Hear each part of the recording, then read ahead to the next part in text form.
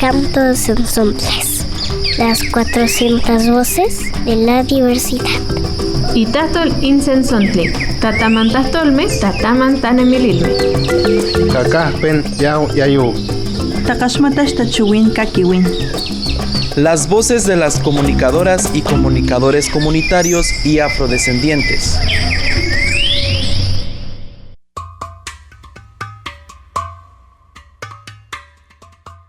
¿Qué tal, amigas y amigos? Bienvenidos a Canto de Sensontles. Mi nombre es David Martínez Sánchez y los acompañaré en esta ocasión.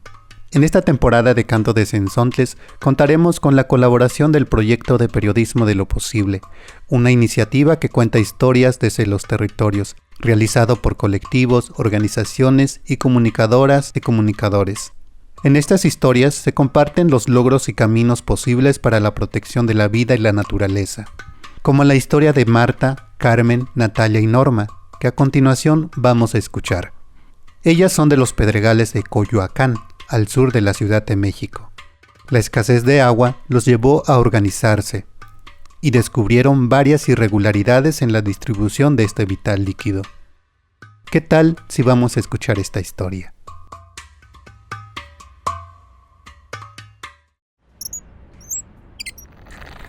A principios de 2014, Marta Elizalde llevaba 3 meses sin que cayera una gota de agua por los grifos de su casa. ¿Tienes agua? No tenemos agua. Sientes impotencia porque dices, ¿y ahora qué hago? Ella vive al sur de la Ciudad de México, en los Pedregales de Coyoacán. En ese entonces no sabía la razón del desabasto. Su día a día se esfumaba en buscar agua y en hacerla rendir para su familia.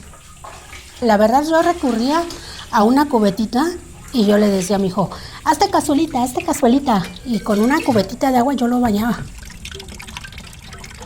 Esto es Periodismo de lo Posible, historias desde los territorios. Hoy presentamos Ciudad de México, cuando las mujeres se unen por el agua. Marta, que en ese momento tenía 44 años, recorría 2 veces por semana las empinadas calles que caracterizan a los Pedregales de Coyoacán. Con un diablito caminaba entre la estrecha banqueta, los coches y las motos, hasta que llegaba a una llave pública. Agarraba yo mis garrafones de agua, mi diablito, y me iba acá por la calle de Xochitl o Tabaré, y pues allá me iba a traer mi agüita. Ahí Marta llenaba 3 garrafones de 20 litros y con esfuerzo los llevaba de regreso a su casa. Eso apenas le alcanzaba para lavar la ropa de su hijo y su marido una vez por semana y para limpiar su vivienda. Para lavar los trastes, lavar las verduras, la comida. Y de comida comprábamos garrafones. En su rutina de recolectar agua pasaba por una primaria y un jardín de niños que tenían que cerrar siempre que no había agua, y ella no era la única que vivía esta angustia. A unas cuadras de su casa, la maestra Carmen Trejo y su hija Natalia Lara también enfrentaban los retos cotidianos de ese desabasto, que duraba cada vez más por causas que desconocían. Al regresar a la casa de ustedes, me enojaba mucho que cuando llegaba, la mayoría de veces no había agua. Ella, junto con su hija Natalia, reservaban agua en cubetas para jalarla a la cadena del excusado, o en momentos extremos buscaban otros sitios donde usar el baño. Siempre decimos, hay que ahorrar agua, hay que bañarse rápido y poner pequeños paliativos echándonos la culpa que éramos nosotros los que hacíamos un mal uso del agua. A diferencia de la mayoría de las casas unifamiliares de los Pedregales, que fueron construidas en terrenos de piedra volcánica y por trabajadores llegados de otras partes del país, Carmen y Natalia viven en una unidad habitacional de los años 70. Ahí viven con 500 familias de clase media. En un lugar así, lidiar con la falta de agua implicaba otros retos. Vivimos en un condominio donde hay una cisterna para mí muy grande de 18,000 litros y no había agua. En un edificio de 16 familias. Entonces eso me angustiaba, me hacía sentir mal, ¿no? Decía, ¿cómo es posible que no tengamos agua? Cada edificio se organizaba para comprar 2 veces por semana agua en carros tanque para llenar la cisterna que compartían.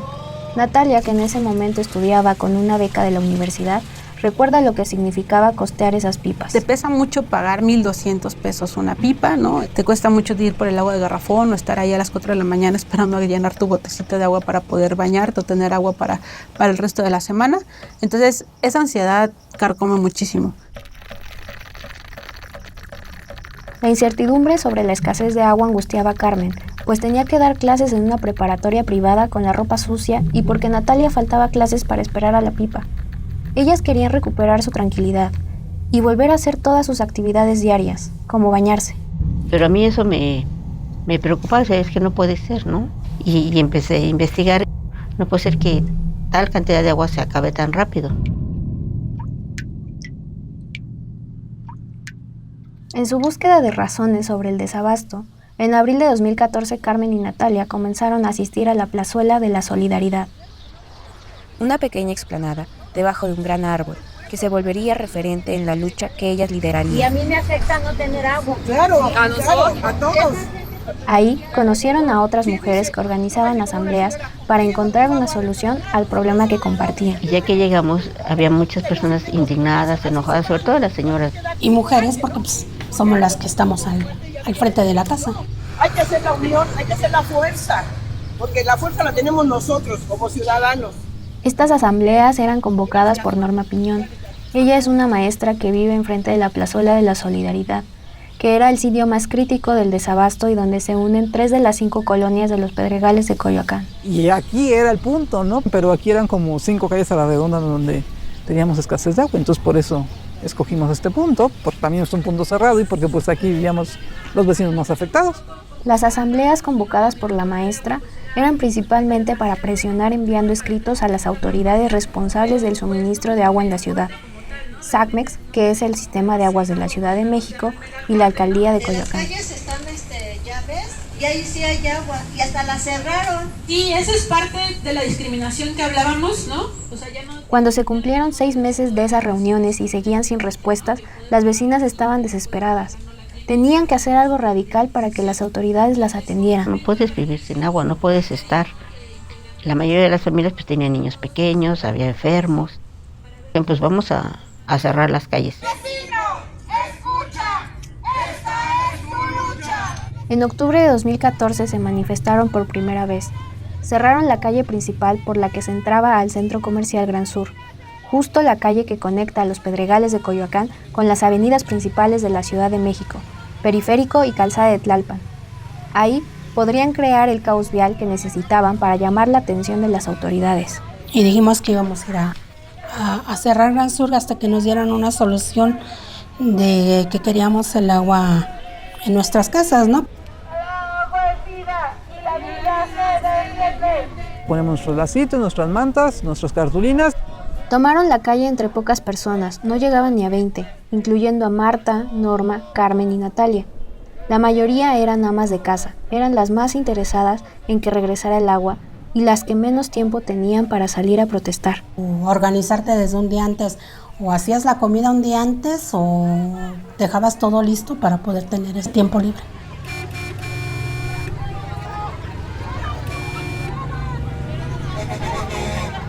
Al cerrar la calle no solo impedían el paso de autos al centro comercial, también a los camiones cargados de materiales que construían los nuevos megaproyectos inmobiliarios, las nuevas unidades habitacionales que seguían levantando en los Pedregales, a pesar de que el agua no alcanzaba.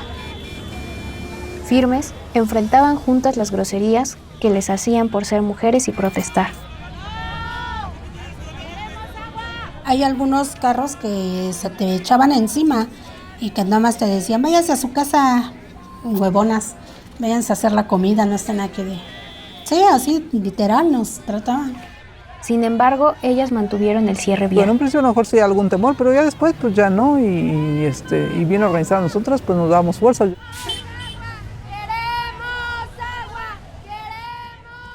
Cuando llevaban horas en el bloqueo y esperaban detenidos cientos de autos, la tensión se fue acumulando. Pero ellas resistieron. Sabían que no podían desistir en su objetivo. Les urgía tener agua en sus casas.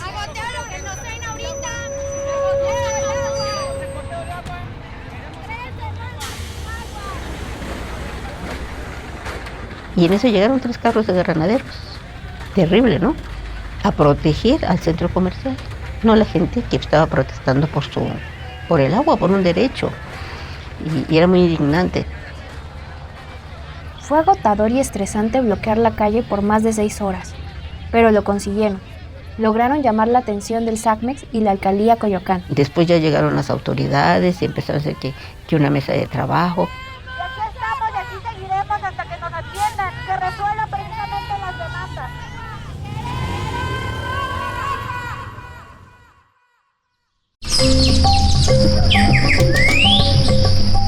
Estás escuchando un programa especial de Canto de Sensontles, en colaboración con Periodismo de lo Posible. Ese primer cierre frente a Gran Sur cumplió con el objetivo. Obligaron a las autoridades del sistema de aguas, la alcaldía Coyoacán y el gobierno de la Ciudad de México a atenderlas en su propio espacio de reunión y de lucha, la Plazuela de la Solidaridad.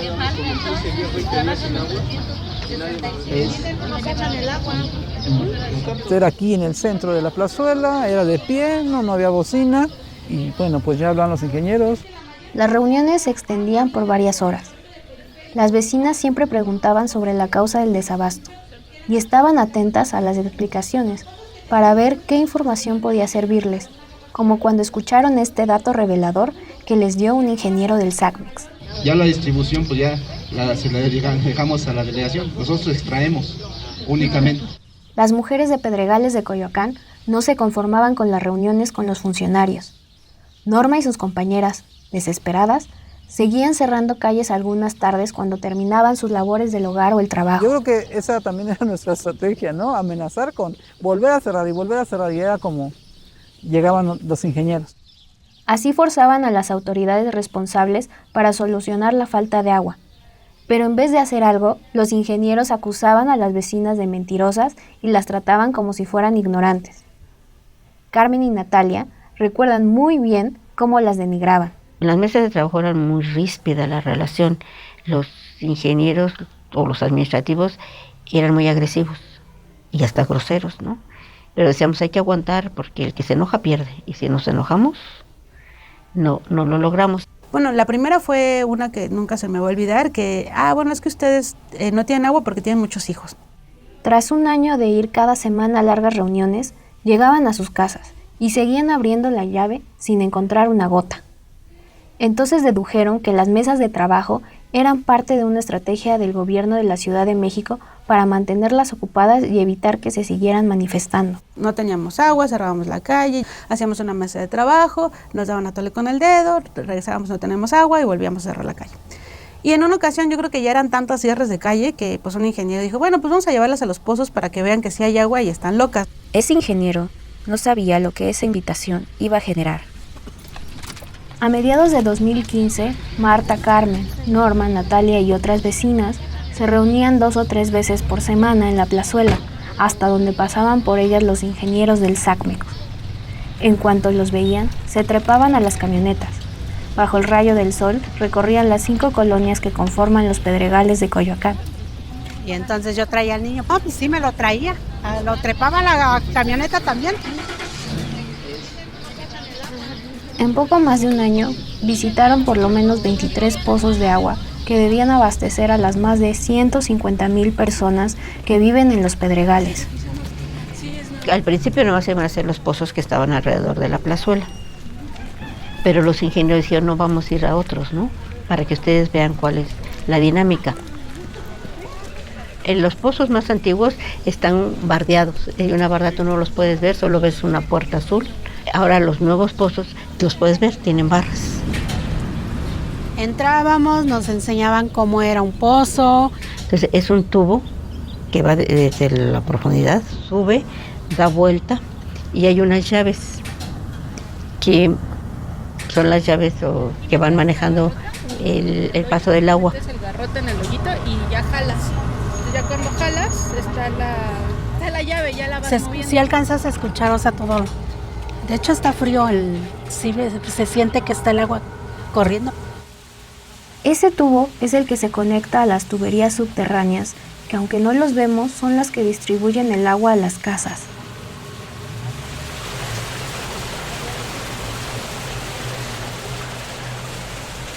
Lo que sí vemos de este entramado de tubos ocultos son unos cuadros de herrería sobre el pavimento que dicen agua potable. Se llaman registros y dentro de cada uno se encuentran las válvulas. Son llaves en forma de volante con las que se abre y cierra el paso del agua subterránea que se extrae a por lo menos 80 metros de profundidad. Para manipularla sí es muy dura. De hecho, que usaban una herramienta como un ganchito para jalar la llave. Conforme hacían esos largos recorridos, las mujeres iban aprendiendo los términos técnicos que usaban los ingenieros para describir el gasto, o sea, la cantidad de agua que produce un pozo. Y fueron descubriendo que la alcaldía y el SACMEX hacían un mal uso de los pozos. Se encontró muchos pozos vandalizados. Había un pozo en Santo Domingo que estaba habitado, vivía ahí una familia. Había otro que estaba lleno de materiales de construcción que eran del alcalde.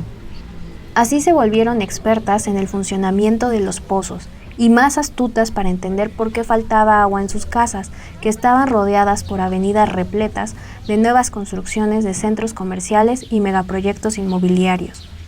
Pronto pusieron en aprietos a los ingenieros. Y me recuerdo que estábamos en ese recorrido con un señor de la alcaldía y dijo el señor de la alcaldía, pues es que hay que ir a la válvula.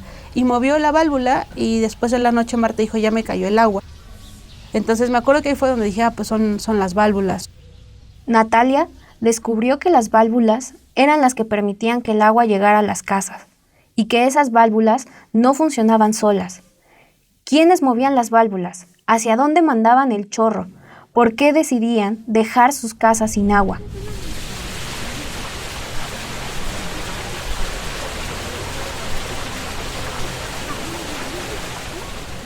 Mientras hacían los recorridos con los ingenieros de SACMEX, Natalia fue registrando en su celular las ubicaciones de las viviendas y unidades habitacionales sin agua, los pozos, la capacidad de cada uno y cuáles funcionaban y cuáles no. Y entonces tomé en un Google Maps y empecé a decir, bueno, pues fui a este pozo y aquí vi tanto y pues entonces la presión es tal y tal. Pues ya de repente teníamos muchos colores de puntitos. Natalia se sorprendió cuando notó que los puntos de color verde, los que indicaban dónde estaban los pozos, tenían a sus lados los nuevos edificios de departamentos de lujo, para ricos, a los que obviamente no les faltaba el agua. Podíamos decirle a los ingenieros, oigan, los pozos que tienen más agua están cerca de la inmobiliaria.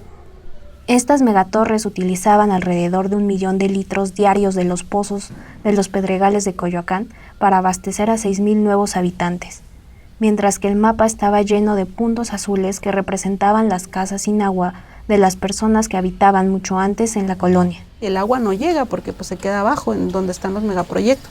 El mapa les mostró las respuestas que buscaban desde 2014.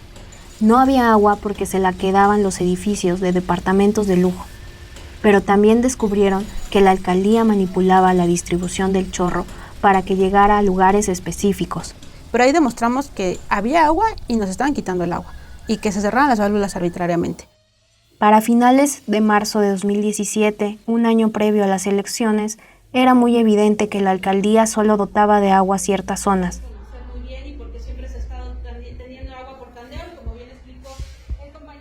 Llenas de rabia, en una mesa de trabajo ante la alcaldía, el gobierno de la ciudad y el SACMEX, Natalia y sus compañeras decidieron mostrar sus hallazgos. Estaba muy nerviosa, me acuerdo de esas veces que sentía así como la piel hirviendo y sentía así mi cara que estaba roja, porque no sabía qué me iban a decir. Natalia desplegó el mapa con temor, ante los funcionarios que siempre les habían mentido y las habían maltratado. Y entonces mostramos el mapa. Entonces les empezamos a decir, oigan, en las partes altas no está llegando el agua porque pues se queda abajo en donde están los megaproyectos. Conforme Natalia señalaba los puntos en el mapa, iba agarrando confianza. Con su mano indicaba la ubicación de los pozos y la cercanía de ellos con los puntos críticos de desabasto. Todo indicaba una mala administración de las válvulas. Estamos viendo que está cerrada esta y esta válvula. En este pozo tenemos estas 4 válvulas que distribuyen y están cerradas en la noche. Lo que necesitamos es mayor presión. Demostró que los megaproyectos inmobiliarios y las personas cercanas al alcalde y algunos funcionarios eran los beneficiados con el abasto de agua. Va a seguir fluctuando dentro de este circuito inmobiliario y no va a llegar a las partes altas. La otra situación es que la Conagua y la Alquerizura Televisa... Las vecinas dejaron boquiabiertos a los funcionarios que antes las habían tratado como locas, entre ellos a un director general del gobierno de la Ciudad de México, Pedro Bello. Pero en cuanto las vieron empoderadas, se pusieron furiosos. Empezaron a decir que nos organizaban los de los partidos políticos y estamos en su contra y casi a difamarnos, decir que nos pagaban por hacer eso, ¿no? Lo expusimos en esa mesa de trabajo. En ese momento me acuerdo Pedro Bello rompe la mesa de trabajo, dice que estábamos mintiendo, se enoja, se sale y pues nos salimos todas, ¿no? Al día siguiente, Natalia estaba tan segura de los hallazgos que arrojaba el mapa y lo aprendido en los recorridos que mandó una denuncia al periódico La Jornada y a otros medios independientes. Que la alcaldía de Coyoacán era la responsable de quitar el agua porque era la manipulación de las válvulas y pues que ya los vecinos habían encontrado pues justo la corrupción en el tema del acceso al agua. La alcaldía trató de desmentirlas y mandó a trabajadores para silenciar a estas intrépidas mujeres que los habían descubierto. Les urgía limpiar su imagen. Al día siguiente, toda la alcaldía llena de papeles, ¿no? De unos carteles grandes que decían: vecino, no te dejes engañar, la alcaldía de Coyoacán no te quita el agua, te la quita con agua y el sistema de aguas. Nosotros trabajamos con vecinos para que tú tengas acceso.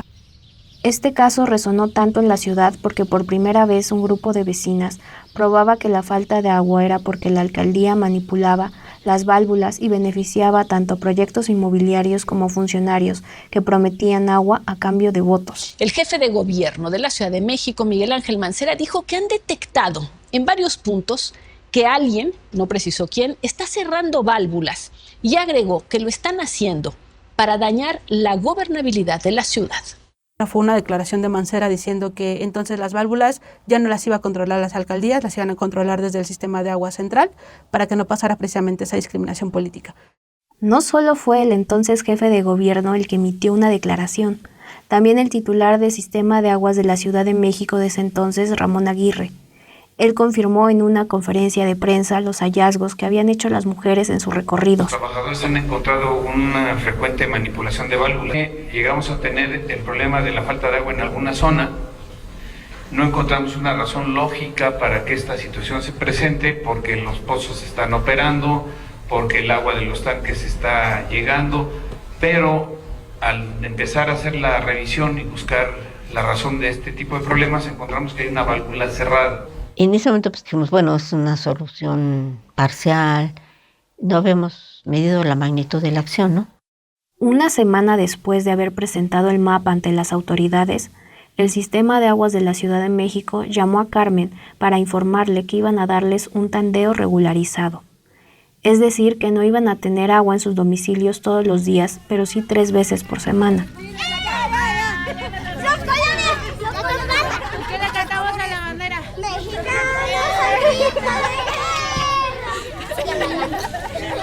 Aquí estamos, cuando quiera venir los viernes seguimos a las 5 para que se distraiga. Hoy, la Plazuela de la Solidaridad es un punto de reunión de las mujeres organizadas que defendieron el agua y la siguen defendiendo, pues en 2017, Norma, Carmen, Marta y Natalia formaron la cooperativa Acción Comunitaria Pedregales, desde donde siguen trabajando para la comunidad. Seguimos con la cooperativa y como parte de nuestras actividades pues es dar nuestros talleres de reciclado y volver a ocupar la plazuela, hacer unos pequeños convivios. Para ellas el tandeo que prometió el gobierno no solucionó el problema del suministro y las irregularidades que descubrieron permanecen impunes. Pero están orgullosas de que sus investigaciones destaparon la mala gestión del agua y también exhibieron a las autoridades que se vieron obligadas a confesar la verdad. Pero, reconoce, en ese momento reconoce que sí está mala distribución, que no es totalmente problema del técnico, sino de la alcaldía, que se haga mal esa distribución. Con sus hallazgos, Norma, Carmen, Marta y Natalia se convirtieron en voces irrebatibles ante las autoridades que por años habían minimizado su lucha por el agua. Aunque hoy en día conseguir agua ya no es lo que más les absorbe el tiempo, Académicos y periodistas acuden a ellas para conocer su investigación. Una investigación que no tiene un respaldo académico, pero es un comunitario que da evidencia de muchas cosas. Pero aparte, les quiero tomar unas fotos para una exposición.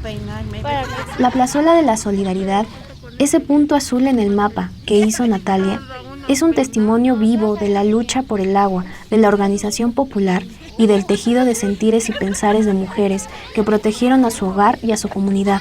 Es una gran esperanza, ¿no? Porque sí mejora la calidad de vida, hay tranquilidad. Generar una organización para nosotras permanente, porque sabemos que el problema del agua, y más en la Ciudad de México en este momento, pues va a seguir.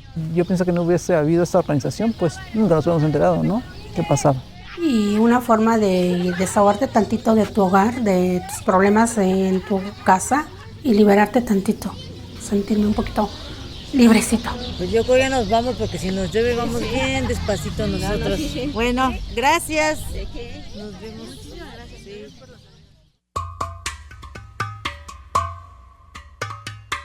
Les agradecemos que hayan llegado hasta el final de este programa de Canto de Zenzontles en colaboración con Periodismo de lo Posible. Este es el primer capítulo de la segunda temporada de Periodismo de lo Posible, Historias desde los Territorios.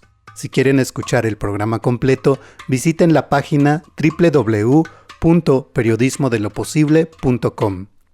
Agradecemos a la Cooperativa Acción Comunitaria Pedregales y a Periodismo de lo Posible por hacernos llegar estas historias de lucha que nos dan esperanza y nos motivan a organizarnos en nuestras comunidades y barrios. Les invitamos a que nos sigan y nos escriban en todas nuestras redes sociales de Canto de Zenzontles. Hasta la próxima.